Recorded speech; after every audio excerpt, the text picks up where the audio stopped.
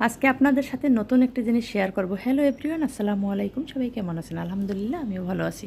আজকে আমি তৈরি করেছি হাতে বানানো নুডলস রান্না করেছি। তো নুডলসটা কীভাবে তৈরি করেছি সেটা আপনাদের সাথে আজকে শেয়ার করতে পারবো না, কারণ ভিডিও করার প্রিপারেশন ছিল না আমার। পরে দেখি নুডলসগুলো অনেক সুন্দর হয়েছে, সেজন্য আমি রান্নাটা শেয়ার করেছি। তো অন্য একদিন আমি নুডলসগুলো কীভাবে তৈরি করে সেটা আপনাদের সাথে শেয়ার করব। রাত্র যখন 10টা তখন মেয়ে বলে আম্মু নুডলস খাবো। তো আমি গিয়ে দেখি যে নুডলস শেষ হয়ে গেছে। তো তারপরে আমি নিজে হাতে তৈরি করে নুডলস রান্না করে বাচ্চাদের খাওয়াইছি। তো আমার কাছে ভালো লাগছে যে আমি আসলে তৈরি করে রান্না করতে পেরেছি, সেটা আমার কাছে অনেক ভালো লাগছে, সেজন্য আপনাদের সাথে একটু শেয়ার করলাম। এই তো নুডলস যেভাবে রান্না করে সেভাবেই আমি রান্না করেছি।